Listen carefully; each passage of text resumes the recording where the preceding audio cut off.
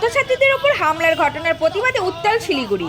SFI ও DFI এর ডাকে আজ শহরে অনুষ্ঠিত হলো বিক্ষোভ মিছিল ও প্রতিবাদ কর্মসূচি।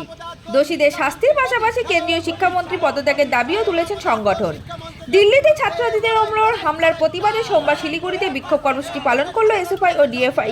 অনিল বিশ্বাস ভবনের সামনে থেকে শুরু হওয়া এই বিক্ষোভ মিছিল শহরের বিভিন্ন রাস্তা পরিক্রমা করে হাসমি চক এলাকায় গিয়ে শেষ হয়। বিক্ষোভে অংশগ্রহণকারী কর্মী সমর্থকেরা বিভিন্ন স্লোগান তুলে ঘটনায় তীব্র নিন্দা জানান। তাদের অভিযোগ, শান্তিপূর্ণ গণতান্ত্রিক আন্দোলনকে দমন করতেই ছাত্রছাত্রীদের উপর হামলা চালানো হয়েছে, যা গণতান্ত্রিক অধিকারের পরিপন্থী। এদিন দার্জিলিং জেলা এসএফআই এর সম্পাদক অঙ্কিত দে বলেন, ছাত্রছাত্রীদের শান্তিপূর্ণ আন্দোলনকে প্রশাসন বাধা দেওয়ার চেষ্টা করছিল, তবে সেই বাধা উপেক্ষা করেই কর্মসূচি সফলভাবে সম্পন্ন করা হয়।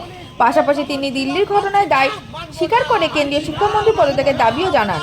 সংগঠনের দাবি, ঘটনার নিরপেক্ষ তদন্ত করে দোষীদের দ্রুত আইনের আওতায় আনতে হবে। শিলিগুড়ি থেকে সোমা দেবনাথের রিপোর্ট, রাষ্ট্র সংবাদ।